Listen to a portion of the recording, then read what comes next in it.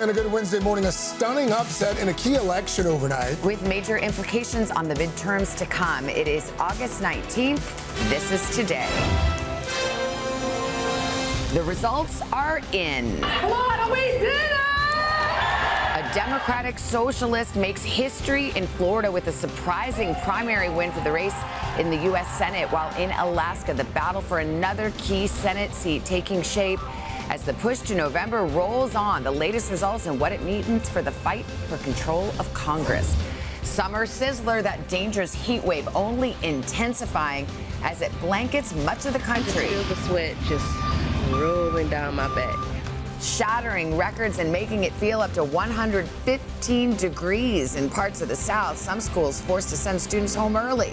And no end in sight for those brutal temps. The full forecast straight ahead. Warship woes, growing concerns about another Navy vessel, the USS Benfold, suffering a loss of power that left it adrift at sea for 4 days. Hundreds of sailors forced to go without air conditioning, drinking water, even toilets. We'll have the very latest. Painful loss. Hayden Panettiere's mother speaking out for the first time about her daughter's sudden passing, what she's saying about the former child star's struggles, and what the investigation is now revealing about the controversial figure from her past who was with her in those final hours. Frightening fall. U.S. Marshals serving an arrest warrant when the deck they were on suddenly collapses. More of those dramatic images and how those officers are doing this morning. All that, plus Penny for your thoughts. Not one, not two, not three.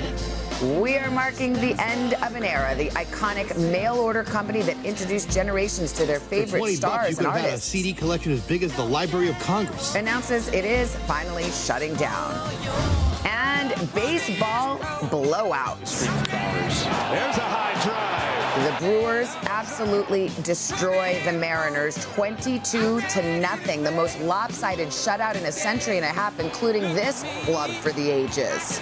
Oh, he threw it up. He threw it out. He did. He threw it into the bullpen. He thought it was the last out. We've got all the highs and lows today, Wednesday, August 19th, 2026.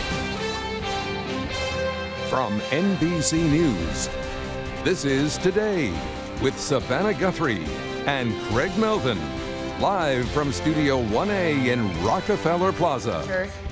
Good morning, everybody. Welcome to Today. Nice to have you with us on a Wednesday morning. I'm just teasing Craig because you're so hot in the studio. He was fanning himself during the cold open. Not as hot as my dad yesterday down in Columbia, South Carolina. It was more than 100 degrees. I talked to him. He's like, I couldn't even go to the Food Lion. Yeah. I stayed inside all day. Not as hot as the coach in that baseball game. 22-0. The Brewers absolutely destroy the Mariners. And what happened in that last thing? Julio Rodriguez here, he thought it was the third out. It was not. It was the second out.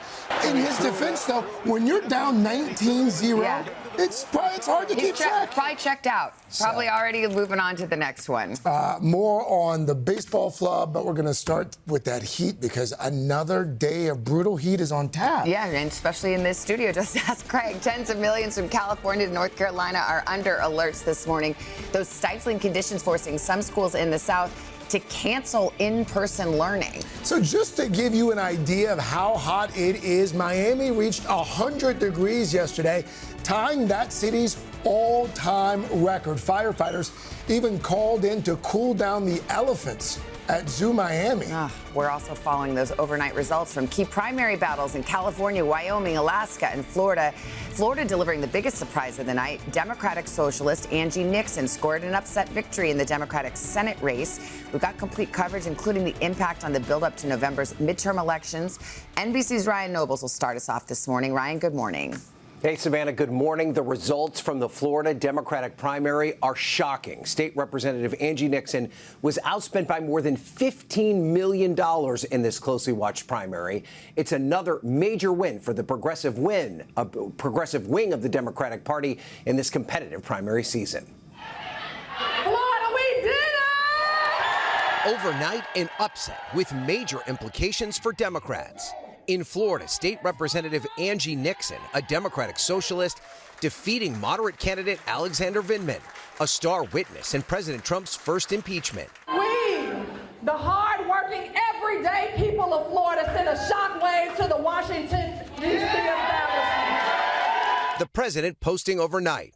Sleazebag Vidman loses to a radical left lunatic. How cool is that? Nixon had said she recently joined the Democratic Socialists of America. It is not about labels. It's about the most basic rights that people here in the state need. Now she faces an uphill battle against the Republican nominee Ashley Moody in a state that hasn't sent a Democrat to the Senate in 14 years. My sister, who is with us tonight, says sometimes you have to fight like crazy to fight crazy. And we are staring down crazy in the socialists today. Progressives and moderates have been battling throughout this primary as the Democratic Party tries to find its identity and take back power from Republicans in Washington. Also in Florida, a closely watched race for governor, with Congressman Byron Donalds, backed by President Trump, securing the Republican nomination as he looks to succeed Ron DeSantis. Are you with me to keep Florida red?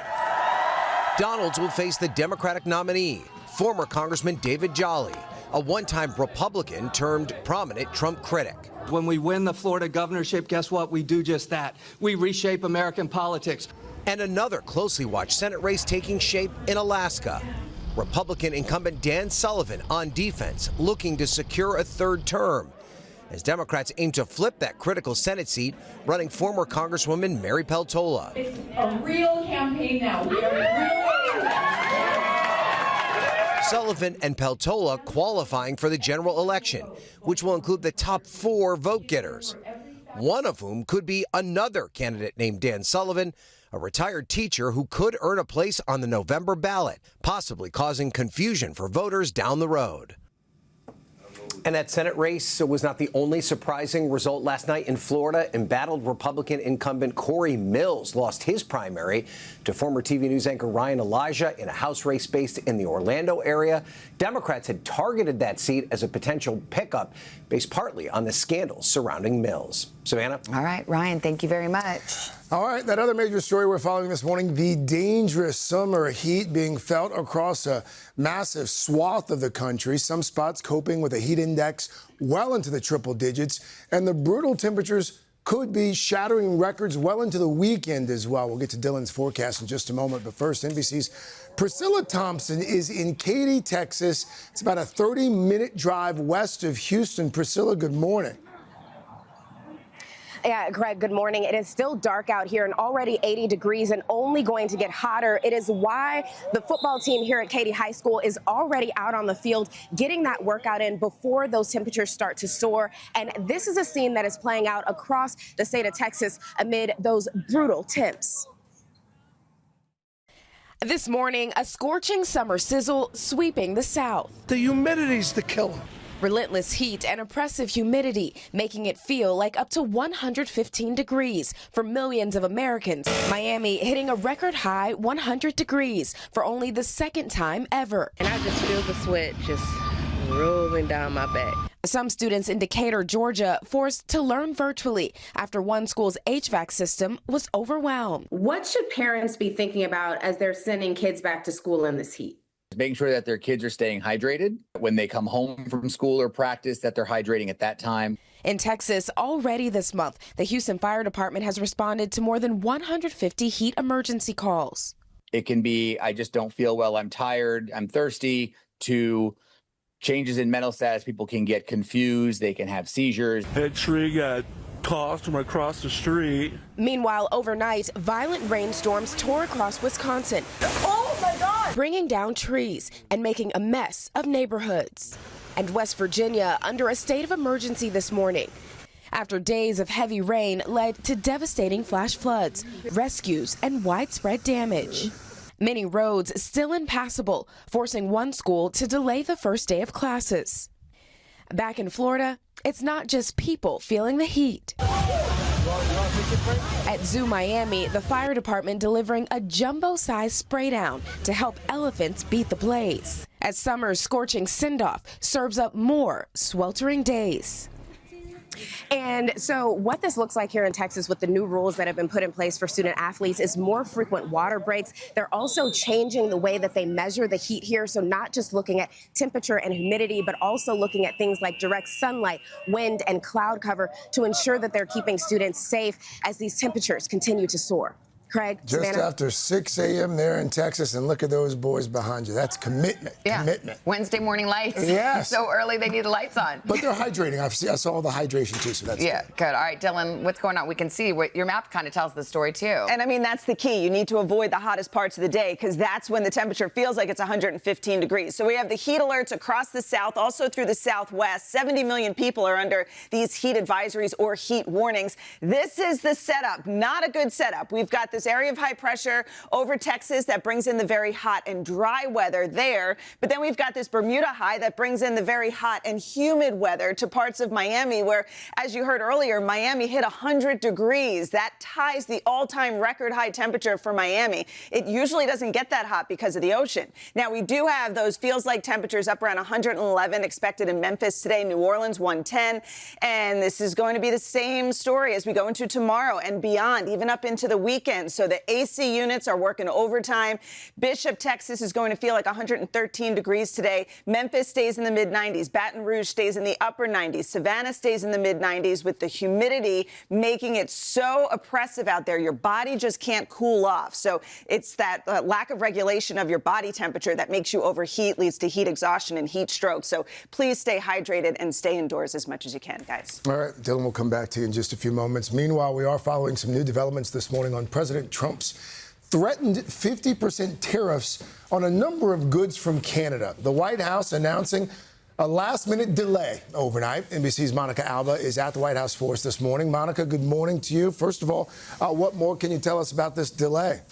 Well, Craig, good morning to you. That three-day pause announced by the president with just minutes to go until the midnight deadline, putting what would have been 50% tariffs on $20 billion worth of Canadian goods on hold for now. And the president speaking with Canadian Prime Minister Mark Carney yesterday about the finer points of an agreement, but the prime minister saying overnight there's still important work to be done here. Now, the president has walked these kinds of threats back before, and remember that the Supreme Court struck down the majority of his tariff policy in a major ruling earlier this year. But these were going to be attempted under another law not covered by that decision, and they stem from an effort to get Canada to drop its retaliatory measures, which came after the initial round of tariffs against Canada. So if a deal can't be reached, these tariffs could cause economic pain here at home as well, particularly in states that import everything from cheese to wine to hockey sticks, where businesses would have to absorb those costs or pass them along to the consumer. Craig? Monica Alba for us there at the White House. Monica, thank you. Also this morning, we're learning about a troubling situation on another U.S. warship, a Navy destroyer that lost power for 4 days in the South China Sea. That news coming amid concerns over the USS Lincoln's record deployment in the Middle East. NBC's Matt Bradley following that story for us this morning from Tel Aviv. Matt, good morning.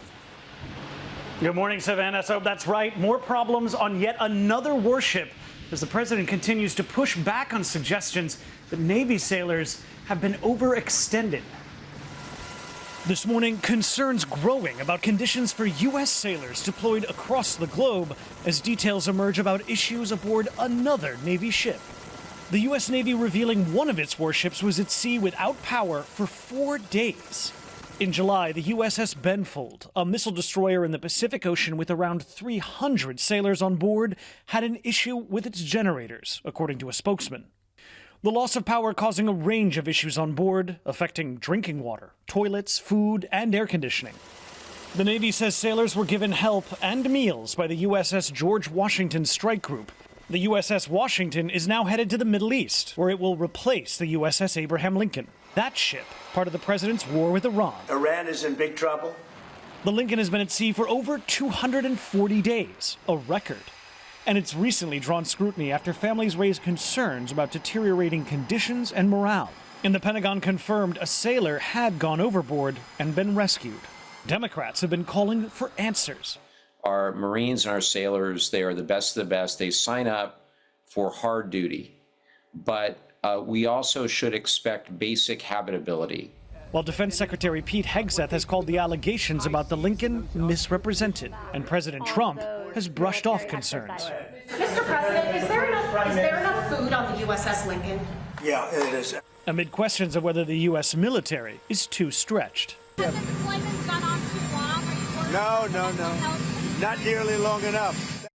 A spokesman for the Navy said there were no injuries on the Benfold and praised the crew for their resilience. Savannah? All right, Matt, thank you. Also this morning, we're getting an update on those outbreaks of foodborne illnesses across the country. While new cases are still being reported, the latest data suggests that the worst could possibly be behind us. NBC's Aaron Gilchrist is at the headquarters of the CDC in Atlanta. Aaron, good morning. Hey, Craig, good morning. The CDC's latest update shows that daily cases of cyclosporiasis are trending downward, and that's after thousands more cases than we typically see in a summer. And there's a lingering concern that there are multiple outbreaks still happening all at the same time. This morning, cyclospora still wrecking summer fun across America. I started having really bad stomach pain and really bad nausea. The parasite leaving its prey with aches at best and at worst, severe stomach illness. It was just all bad, and I do not wish that on my worst enemy. But this morning, experts say new CDC numbers are signaling a downward trend in the months-long cyclospora outbreak.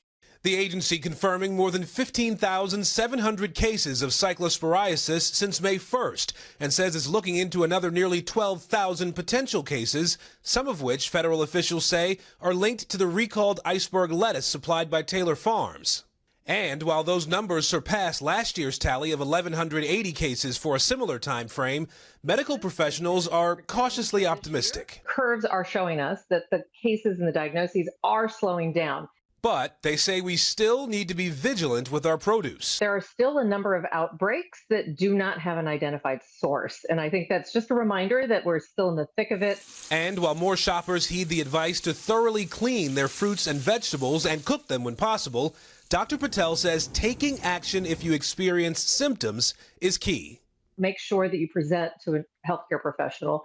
I think that could be the most important information to stay safe this summer. The season for cyclosporiasis typically winds down at the end of August, but may take a little longer this year. I just want a salad, bro. Like, can we get past this? Now, we at the same time are still waiting for the latest numbers on the salmonella outbreak that's been linked to jalapenos. We do expect that data to come in sometime this week. Craig? Aaron Gilchrist for us there outside the CDC. Aaron, thank you. And now to that dramatic new body cam video. It shows U.S. Marshals on a raid in Missouri when a deck collapses out from under them.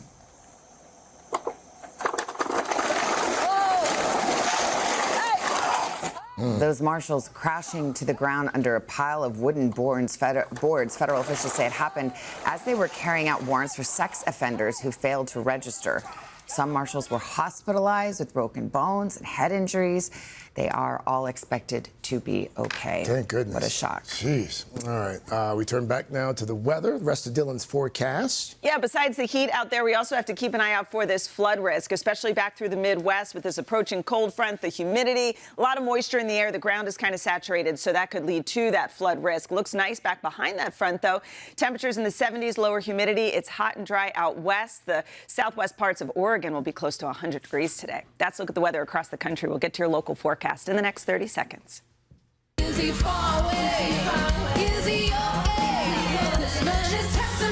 Oh, back at 7:30. So very soon we're going to be singing "Where's My Husband" all over again, because Ray, who put on that unforgettable concert last year on the Plaza, Carson Daly, the music superstar, she's back. She's going to be here tomorrow. It's a Thursday concert.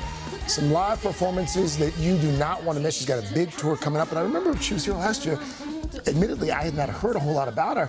And like 30 seconds in, you're like, oh, I'm in. Oh, I was like, this is maybe my top 5 concerts at our Plaza ever. Yes. She was so good. Well, I mean, now you know why she's worked with Beyonce already and Zara Larsson, all these great stars. That's going to be a good one to earmark, though. It will be good. Meanwhile, we've got a busy half hour ahead. We'll start with a search for answers after the loss of Hayden Panettiere. Yeah, her mother's now sharing her first public comments as the investigation into her daughter's death moves forward. NBC's Steve Patterson has been on the story from the beginning. He joins us now once again from Los Angeles with the latest. Steve, good morning. Guys, good morning to you. The Greenville Police Department and Greenville County Coroner's Office are working to determine what caused the death of the former child star as new documents shed light on what first responders saw. And as you said, we're also now hearing from Panettiere's mother. This morning, the circumstances of Hayden Panettiere's death raising new questions. A heavily redacted incident report obtained by NBC News stating both Panettiere's on-again, off-again boyfriend Brian Hickerson and his brother Zach were present when police arrived on scene. Zach was very emotional as paramedics worked on Panettiere, the document says, while Brian Hickerson did not become emotional until after she was pronounced dead. The responding officer adding Hickerson showed him a bag of medication he says Panettiere was on. Meanwhile, Panettiere's mother, Leslie Vogel, is speaking out for the first time, telling NBC News exclusively in a phone interview, Hayden sadly lost her way, and I wish it were different. I wish she had stayed true to herself because she had many incredible attributes. Vogel, who used to be Panettiere's manager, said the last time she and her daughter spoke was in October. In May, Panettiere addressing their strained relationship on the Jay Shetty podcast. I can't even remember a time where she wasn't a momager.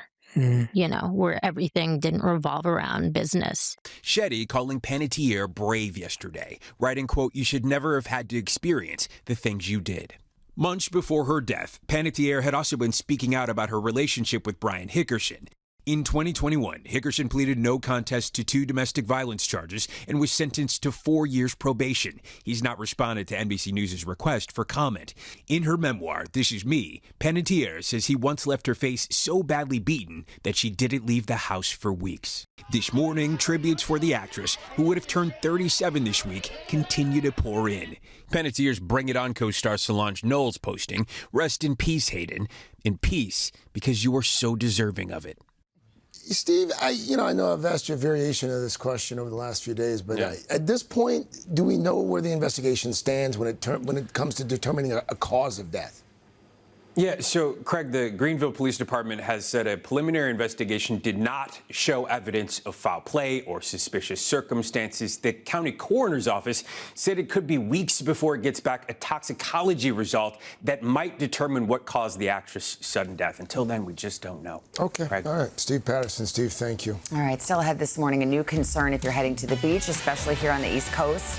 Massive swarms of jellyfish. We will take a closer look at the invasion and what's behind it. You psyched for the beach? Well, another reason to not go in the water, I guess. But coming up first, it's the end of an era for generations of music lovers as Columbia House, once wildly popular for its 12 albums for a penny offer, are finally closing up shop. We'll look back at what made it so iconic right after this.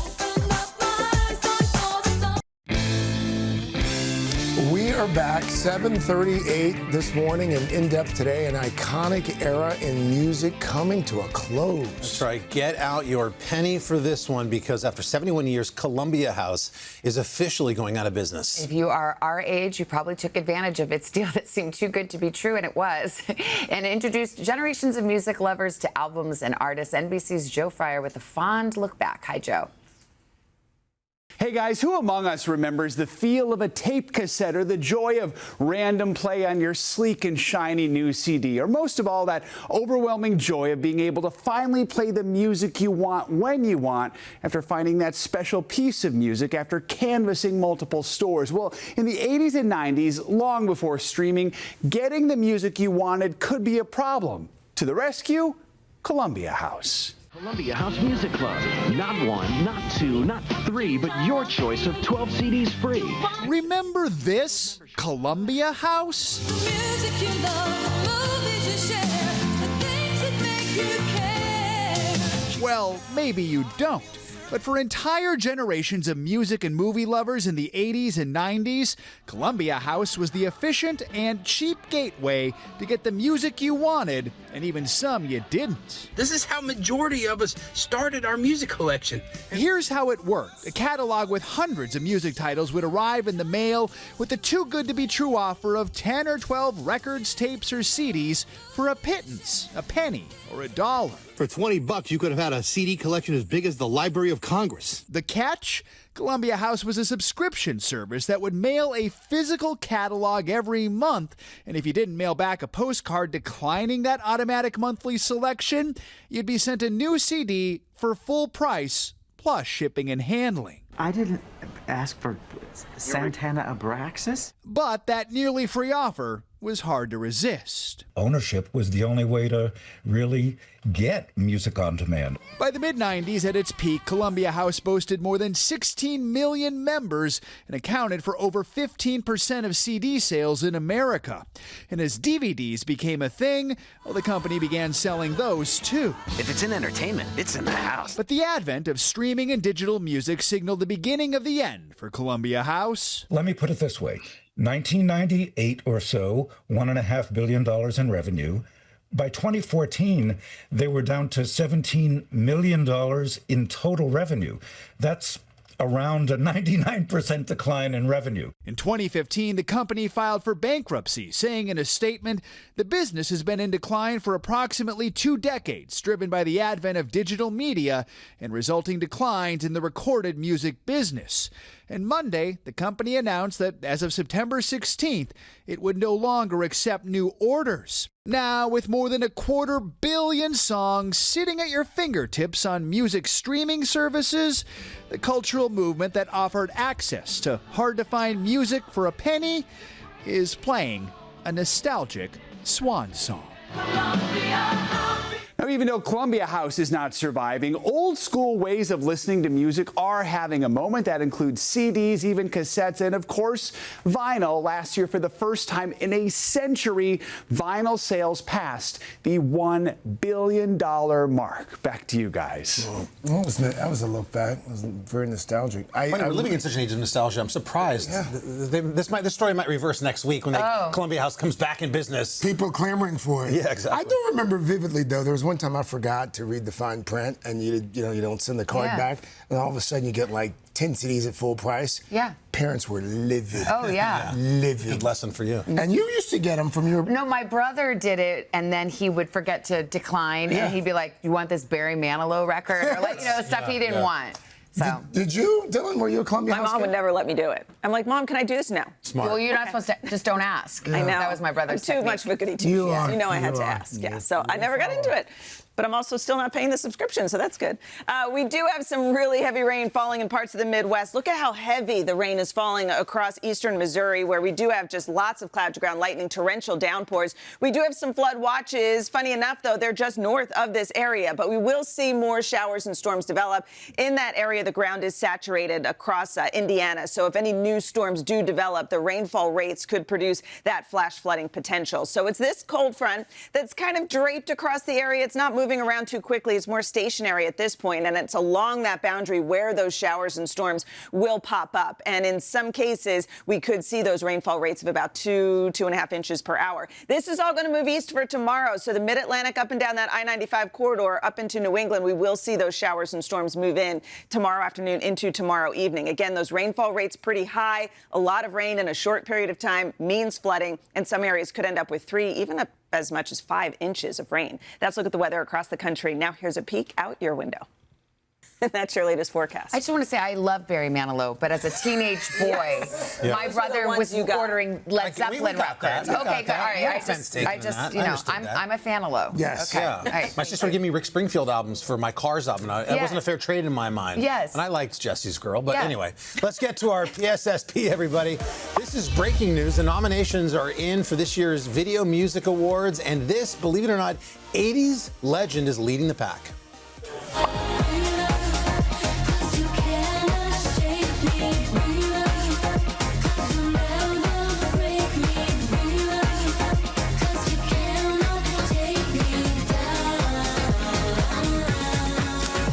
Check it out, everybody. Madonna racked up 11 nominations for the 2026 ceremony, thanks in part to that new album, Confessions 2, and the 14-minute music video that accompanied it when it was released. The pop superstar's now earned a nod in every decade of her career. I feel like we were just saying this about Cher recently.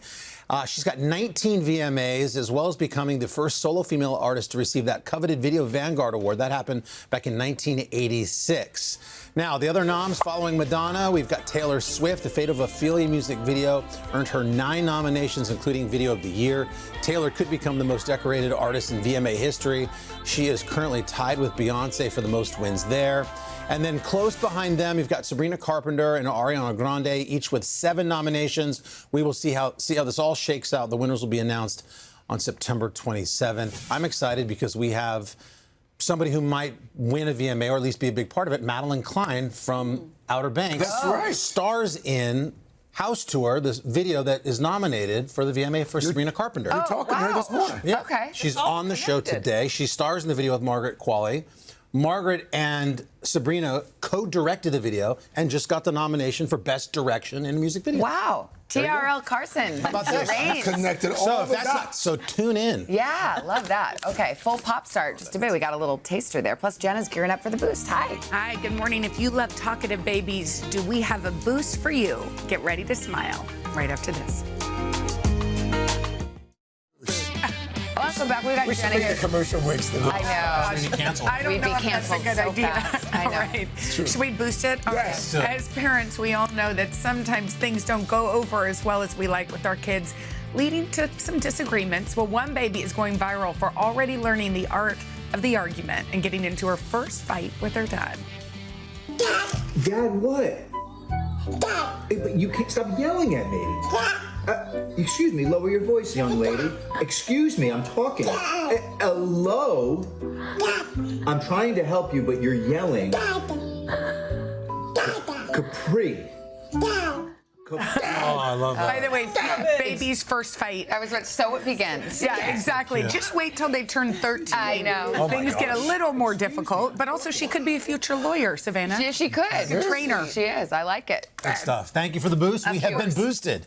Guys, coming up on Pop Start, big news for fans counting down to the return of Only Murders in the Building. We're going to tell you which Oscar winner is joining the star-studded cast. We'll have that for you coming up. First, quick check of your local news, weather, and these quick messages.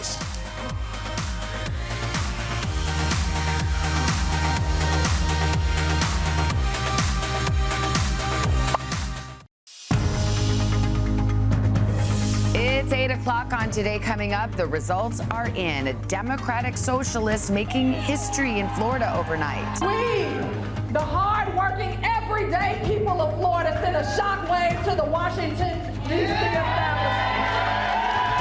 Inside the surprising primary win as the battle for another key Senate seat and control of Congress takes shape. We're live with the latest.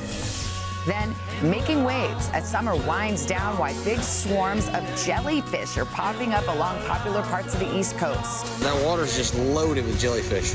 What you need to know before heading to the beach. And tipping point. Feel like you're always being asked to give extra? I went to go get new tires on my truck, and they literally had the screen turn around and had the audacity to say, would you like to tip? Why many Americans are feeling the fatigue and even pulling back on where, when, and how much to leave. Everything you need to know, including when it's okay to say no to the tip. All that, plus Outer Banks star Madeline Klein live in Studio 1A. There's this game my sister and I play. It's called Truth or Dare, except there's no dare. Celine Dion sets the stage. And Oasis pulls back the curtain. Will it fall apart again? Today, Wednesday, August 19th, 2026. Visiting from Greenville, Wisconsin. Barberville, Kentucky. Eagle, Nebraska. St. Henry, Ohio. And Francistown, New Hampshire.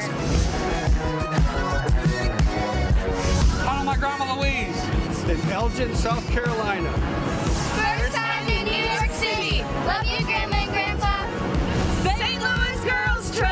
Hi, Kathy. Hi to our kids. From Ankeny, Iowa. From Fort Worth, Texas. Today's my 18th birthday.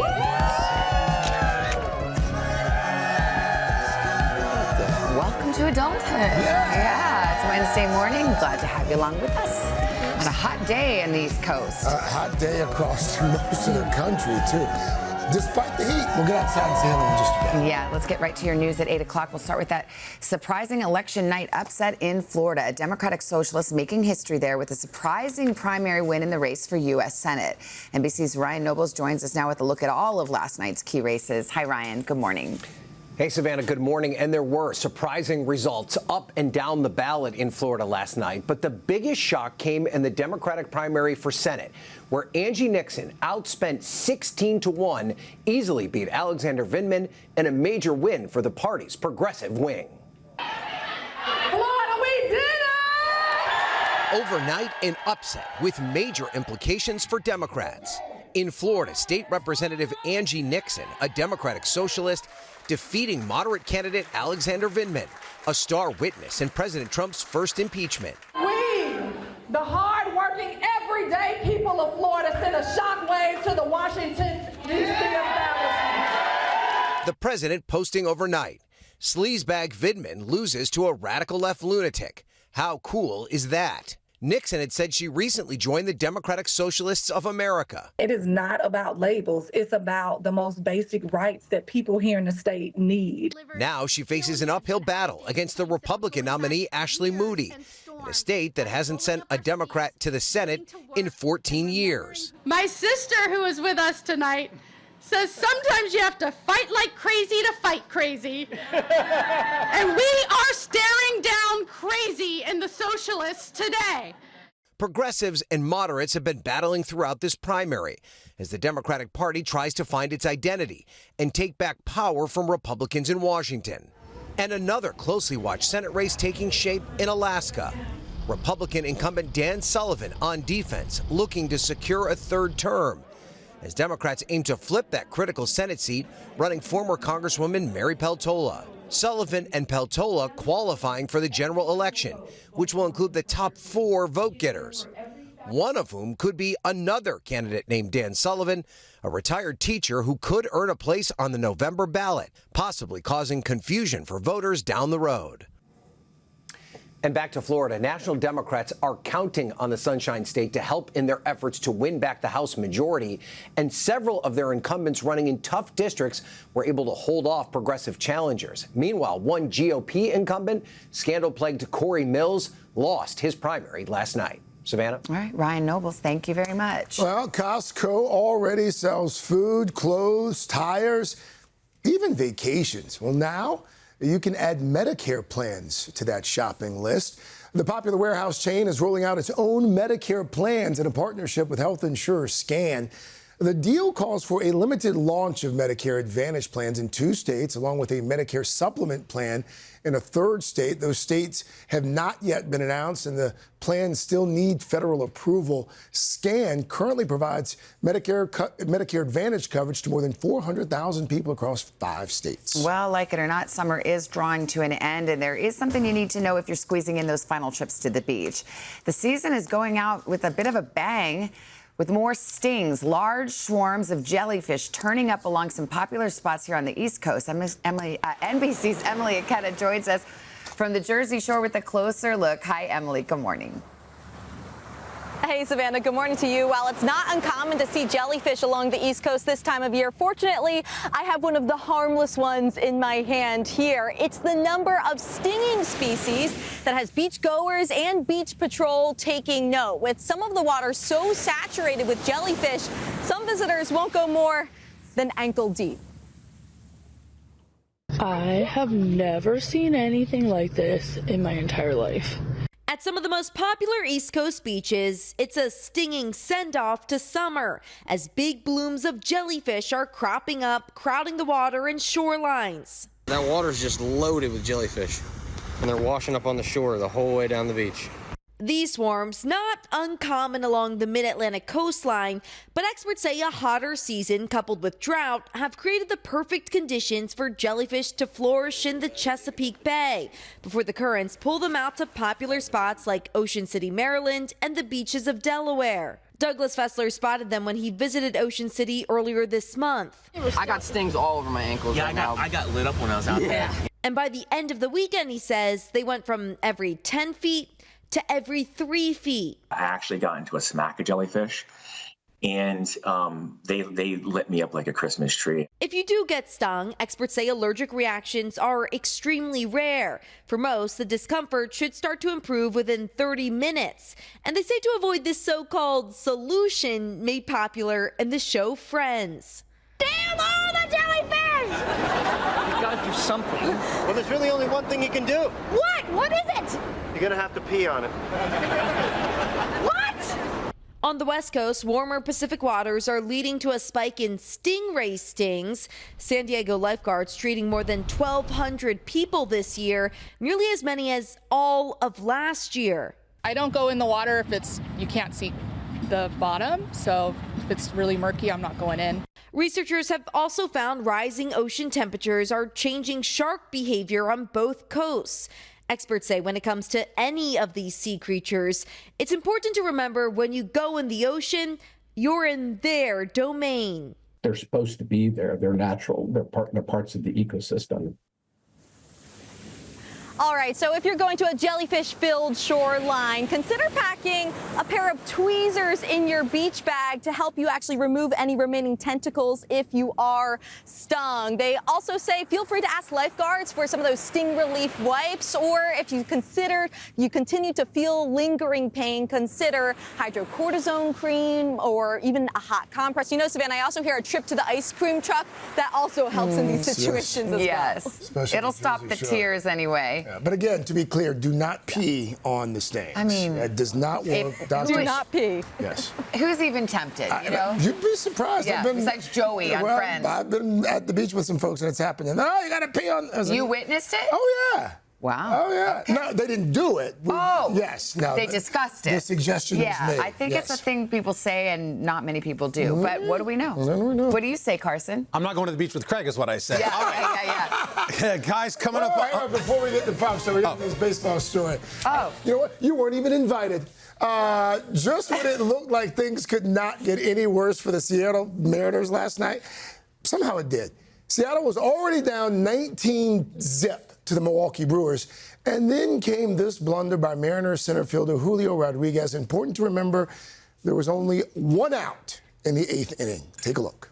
The franchise record for shutout margin of victory is 20-0. As Yelich flies out for the second out, and there is run, number 20, but he threw it out. He threw it out. He did. He threw it into the bullpen. He thought it was the last out. Not a home run. Oh, poor Julio. Jeez, Mr. Rodriguez there making the second out of the inning. And then inexplicably tossing the ball into the bullpen, thinking there were 3 outs. The Gaff allowed not just 1, but 2 runs to score, which would mean the Brewers go on to win that one 22-0. That's tied for the largest shutout victory in Major League Baseball's modern era. I mean, he needs an ice cream. Yeah, he does need an ice cream. He does need an ice cream. Jeez. All right, now it's time for Carson. Okay. Or Craig would just pee on his glove or something like that. Who knows? That was a rough night for them. Guys, coming up, we've got, speaking of sports, countdown to kickoff on Popstart. Something to get you ready for the long-awaited return of the NFL right here on NBC. Also, before that, though, we're going to ask the big question. To tip or to skip? You're being asked to do it a lot more and more these days. It's just about everywhere.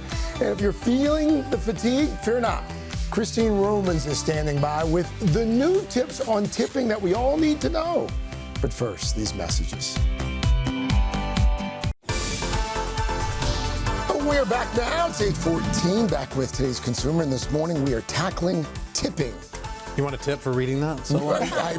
I'll take a tip anytime. You see those prompts nearly everywhere you shop, putting pressure on consumers to add that extra percentage. So we ask again, has it gone too far? And when, if ever, is it okay to just click no tip? NBC's chief business correspondent Christine Romans decided to find out. Christine, good morning. Good morning. With rising prices, budgets just are not stretching as far as they used to. But that hasn't stopped a whole lot of businesses from encouraging people to tip all the time.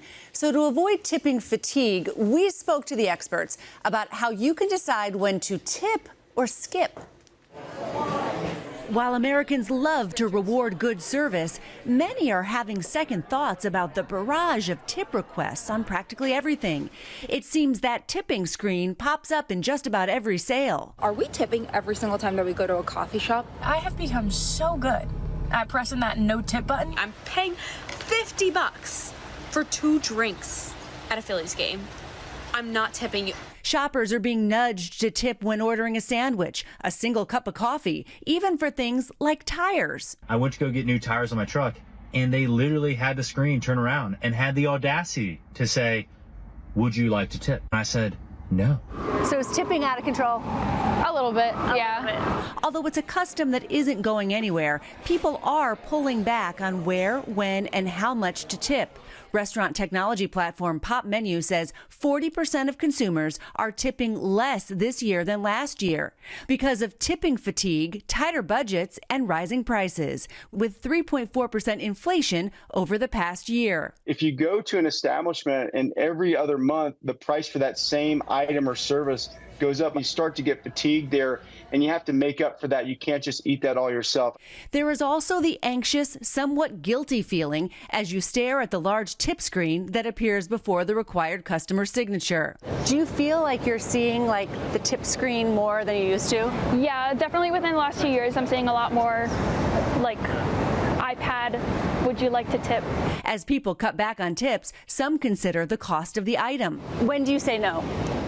When it's about like less than $20.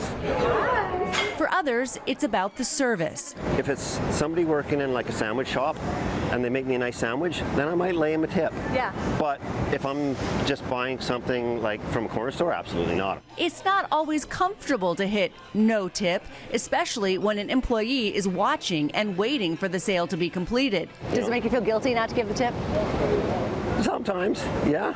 Pop Menu says more than 56% of people don't typically tip at fast food spots, and 44% don't tip for fast casual.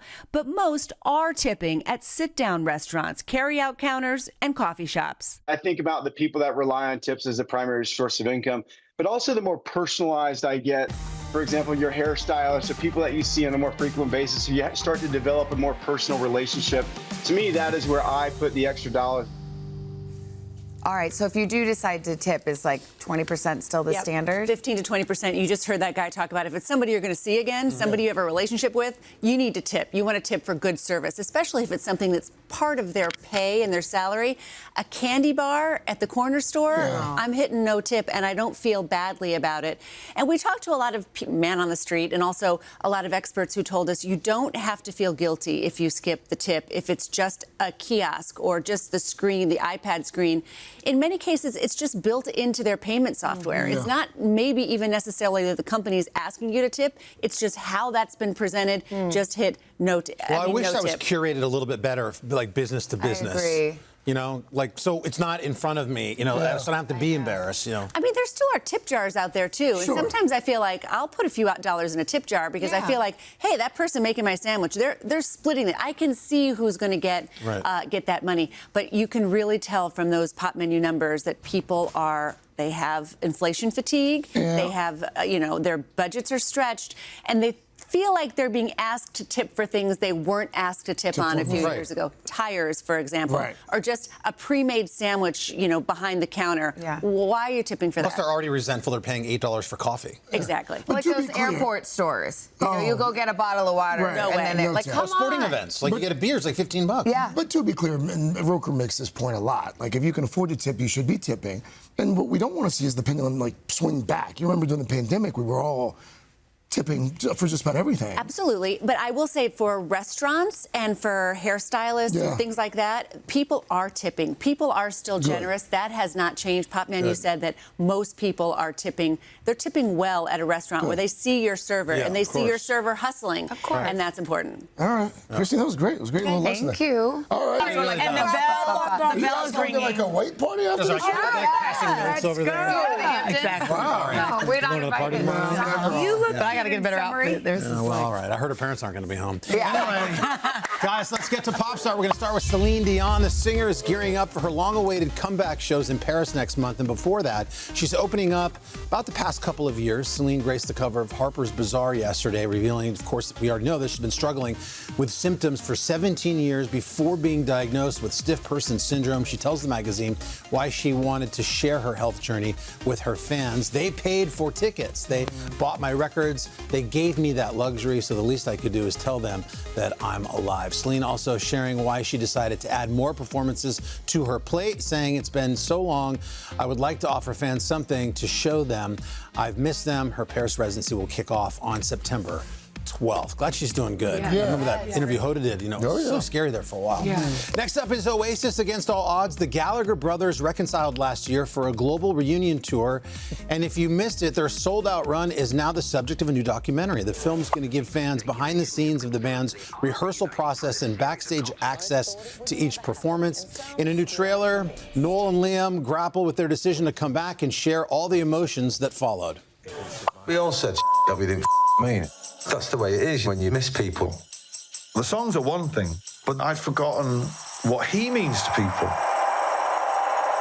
I certainly wasn't prepared for the intense outpouring. The sense of what it meant to people. You've got a chance to change the narrative of the band. I heard you say. And I'm excited about that. I don't know, Jenna, you're not. That's okay. No, I love Oasis. Very excited about that. You didn't 10 seconds ago. I know. I just said. Fittingly titled Oasis, Don't Look Back in Anger, JBH. I love it when you traffic in truth. We'll also know the first joint interview between Noel and Liam in over 20 years. That'll hit theaters and IMAX. Interesting, in IMAX in September. Next up, Only Murders in the Building, the trouble-solving trio back for a 6th season of the Emmy-winning comedy. But this time around, Steve Martin, Martin Short, and Selena Gomez have left the building and crossed the ocean, and the newest season of the series taking place in London. Meryl Streep will also return, and it was just announced the amateur detectives are welcoming a new member to the crew. We have had so many amazing guest stars for Only Murders in the Building. Yeah, but we're just missing one. It's You're already It's Olivia Colman. I mean, come on. Who more fitting to join the abroad season than the Queen of England herself, Olivia Colman. No stranger to TV, of course. She earned an Emmy for playing Queen Elizabeth in The Crown. I like her. Well done. All right, next up, the best time of the year is almost back, everybody. Let's go. Football season. Just 3 weeks from today, the NFL marks its big return, and our friends at NBC Sports sent us an exclusive look at their new kickoff promo. Let's just say it's very fitting for today, Hump Day. This will be a good game. Definitely. Uh-oh! Guess what day NFL kickoff is, huh? Anybody? This guy. Mike, what day is NFL kickoff? It's a day early, we know. Yeah, thanks, Chris. I'm asking Mike. Come on, Mike. It's another name for Wednesday. Just say it. Hump Day. Hump Day! Hump Day kickoff! Yeah! Where's Tomlin? Patriots, Seahawks, NFL kickoff on NBC and Peacock. Mike. Don't. They stole that from the third hour. The Emmy-nominated third hour. You guys do that on Hump Day. Yeah, every Wednesday. We brought it back from the early 2000s. Yeah. Right. Greg does it every Wednesday. Greg really loves it. Wait till Al hears that. If you had to choose between Hump Day and Friday, what would you do? Why would I'd say Friday because you're going into the weekend. Yeah, okay. Tarico's a big fan of the third hour, so I'm not surprised that they ripped off. Imagine how mad Uncle Al's going to be. He's already upset with Tarico. Oh, his head already just got exploded. His head just exploded. Al is going to just... Back. Yeah. It works. It does. Cute. Especially the Tomlin thing at the end. Yeah. It's cute. Big NFL season opener right here on NBC. Be sure and check that matchup right It's on there. a Wednesday. Patriots. I just got it. That's the defending I'm champion. kidding. Super Bowl champs right there. By the way, third hour coming up after this. Yes, and you'll it see the is. original camel. Okay. Today what? We're back. Oh, yeah, today. Final season of Outer Banks, Madeline Klein right here. Oh. After local news. What's happening? I don't know. Again. Please stay, Madeline.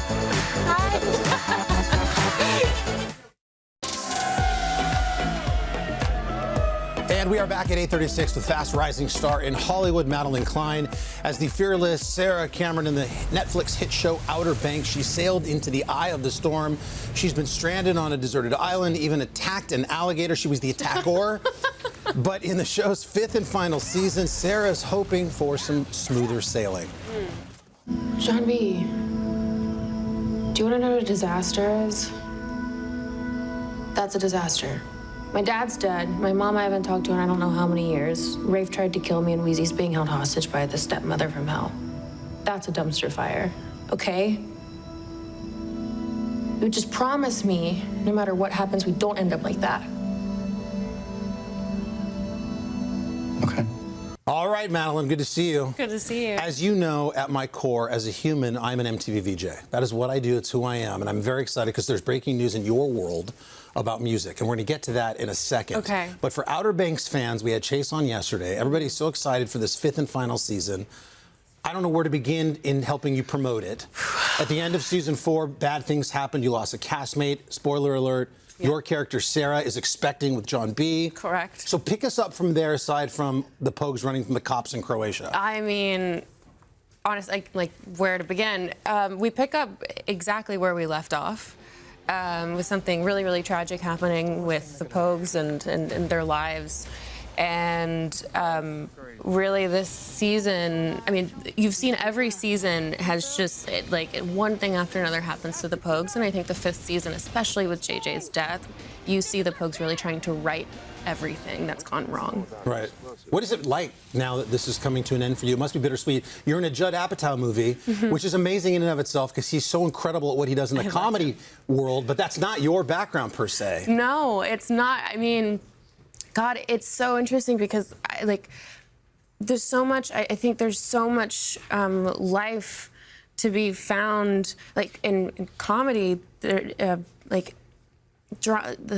don't know, there's hysterics. You haven't done a lot of that, though, No, right? I've not. This is my first foray into it, and that was never something that I thought I could do. Right. Because it's hard. When did you know? I mean, you're in such great surrounding cast. Yeah. Glenn Powell, actually, I think, helped write this movie. He did.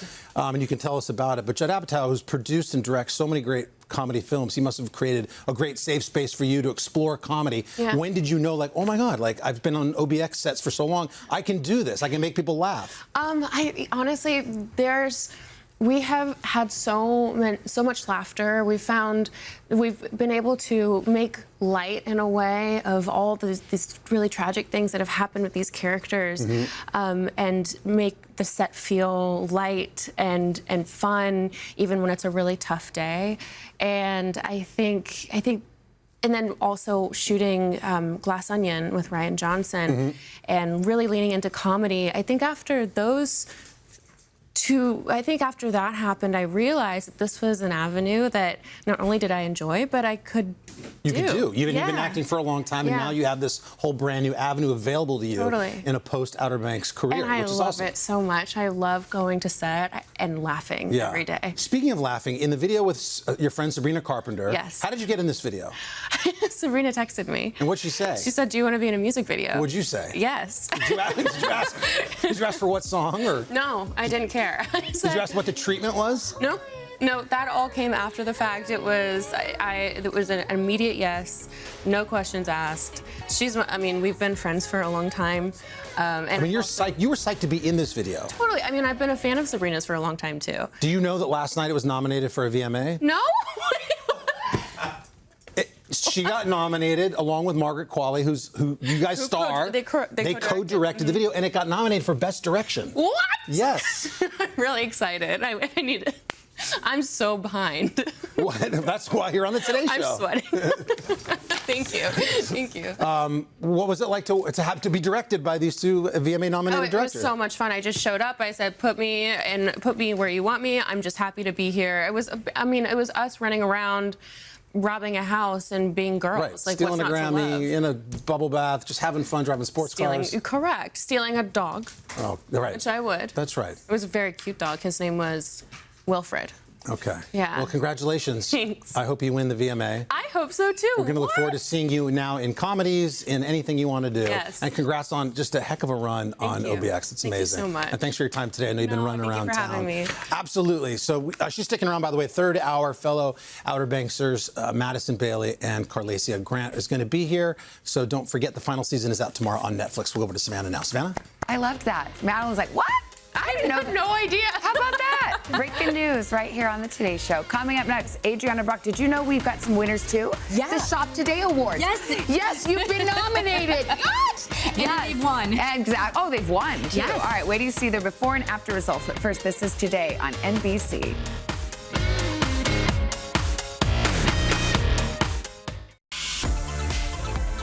Welcome back. Step aside, VMAs. We've got the Shop Today annual hair awards. Adriana Brock is here. For the past 2 months, her team has tried products for every type, texture, and color of hair. And now here to share the best of the best, Shop Today's executive editor, Adriana Brock. We've made this very easy for you. You can scan the QR code. You don't have to tip.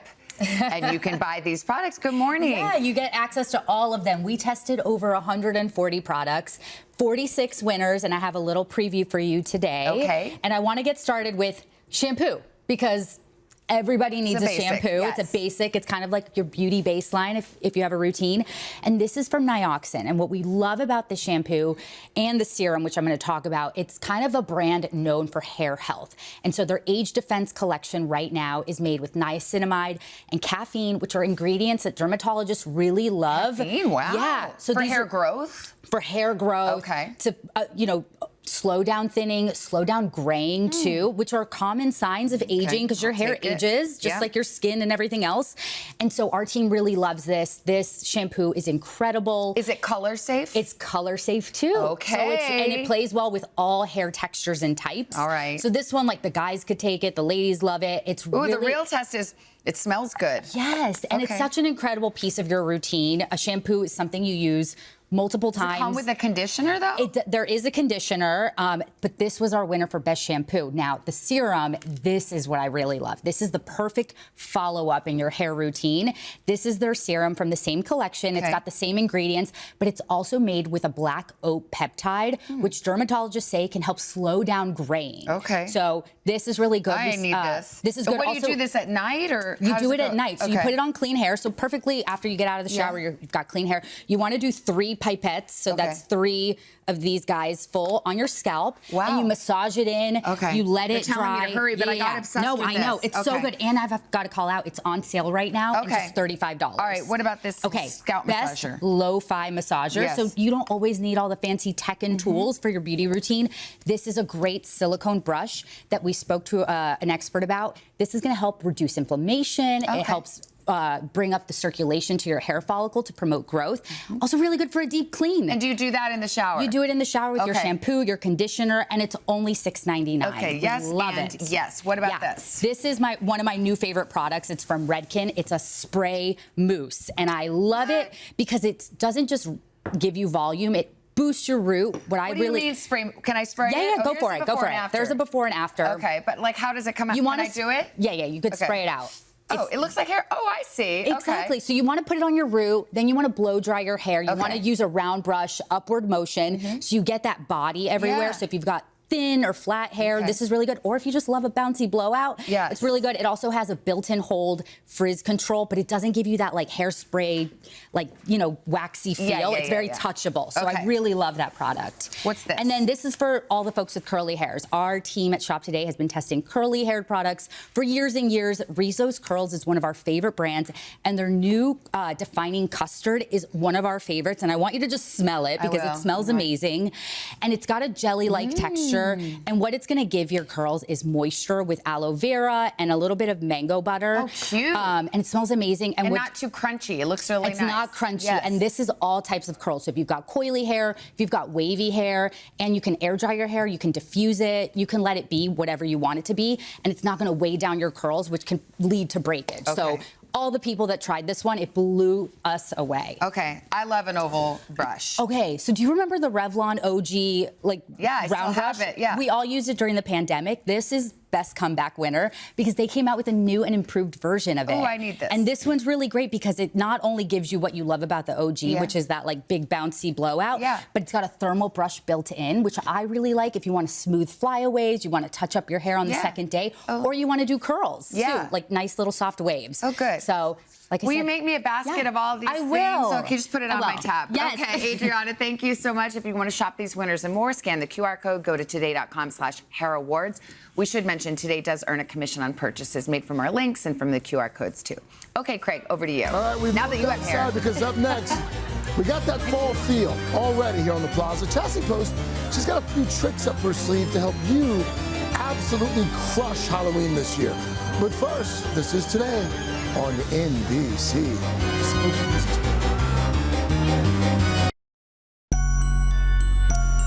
Oh yeah. back on the plaza playing our spooky music because we are about to show you how to pull off the ultimate Halloween celebration from our sponsor, Michaels. Because, hey, never too late, never too early to just get started. The spooky season, spooky night, 74 days away, if someone's math is right. So from decor to crafts and entertaining, Shop Today fashion and lifestyle contributor Chastity Post is here with some ideas to help us make this Halloween a real treat. First of all, I mean, folks might be watching, they might be listening, they might be thinking, Chastity, really? Halloween already? Yes, and Michaels will be celebrating Halloween all October long with Halloween-inspired events every Sunday. Plus, there'll be special savings on crafts and seasonal essentials and decor, even Halloween decor, starting at just $4.99. So we can do this. We can get festive. Let's dig in. I mean, go big or go home. You got to have a Halloween tree now. Yes. I mean, they're not just for Christmas anymore, and they really are having a moment, Craig. You'll see Halloween trees everywhere. So we found a little black tree, but you can use any tree you have. And look, we decorated it with these fun felt jack-o'-lantern garlands or some spooky ornaments. You can even craft your own. And then, Craig, another great tip that we love is, switch out your everyday decor for some seasonal decor, right, to pack more of a punch. So, I mean, an easy way to do it is these frightfully fabulous pillows. I love this little black cat and the little carnival-inspired skeleton. And check out this wonderful Zodiac pillow. This is great for year-round. It makes an excellent gift. That's great. And also, try switching out your wall art. I mean, for a Gothic mirror or a haunted painting. I mean, look at all these frames. Craig, there you are as Prince. Oh, wow, that's right. I love it, right? Yes. And so these are affordable and really such an impact to just switch it out. If my wife is watching right now, she's probably going to Michael's website. Exactly. She goes big on Halloween. Oh, I love it. You know what? We have done this before. You have, pumpkin crafting. So crafting, analog trends like, device-free hobbies are a huge, huge trend. So we've got some pumpkin crafts here. I love these craft pumpkins because you can carve them just like regular pumpkins, but there's no mess and they last forever. So Craig, get in here. You can't carve them, can you? You can. Oh, you so can? check out for our first craft, we created a floral arrangement and using our craft pumpkin as a base. So we just cut off the top. And then cool. So you just pop some flowers in there and then try it right here. Pop these little cute ghost picks and bats and you can even put them right here and you've got, Music's better than mine. Yeah. Well, look, so easy. And this takes, honestly, 5 minutes. And it's so fun to craft with the family. Yeah, it is. Also, another way you can get in here, too, Craig. And some of this stuff you can use year after year. Absolutely. And another way to give your pumpkins a glow up, add a little paint. Here, try this. You just put a little swatch. I love the multicolor. Not much of a crafter. But you can't mess this up. It's like a multicolor disco ball. So isn't that fun? A great crafternoon. And you know what else is having a really huge crafting moment? What? Is, knit and sew crafts. So, they call them granny crafts. So everything from embroidery to, cross stitch to needlepoint, crochet and more. And here we have kits for every skill level. And everything you need is in that one and package. So meditative. This is probably my favorite here. Talk about, entertaining. I want to be invited to this party. Yeah, and what I love so much, first, start with colorful party wear, like, these wonderful table runners and coordinating plates from Michaels so you can spend time on a showstopper. Like, look at this DIY skeleton charcuterie board. I didn't even notice that it was a skeleton. And it's elaborate, but it's so easy. All you do is you arrange your favorite meats and cheeses and a little skeleton on the board. How fun is that? And also, Craig, for a centerpiece idea, really sweet, we just put a bunch of candy in these apothecary jars, but you can use any jars. And the cool thing about this is it doubles as a little candy bar. So, you can send your guests home with party favors, right? And you've got a little gift bag. And then lastly, I love these pillows. It's not a party. I love these too, right? Without a creepy cocktail. So there you go. So you can serve them up in really festive glasses. Serve a much more ahead in our third and fourth hours. We'll do that right after a quick check of your local news, weather, and these not so spooky messages. Hey, thanks for watching. And don't forget, you can catch the Today Show every morning on NBC or take Today when you're on the go. Just follow the Today podcast on Apple Podcasts, Spotify, or wherever you listen.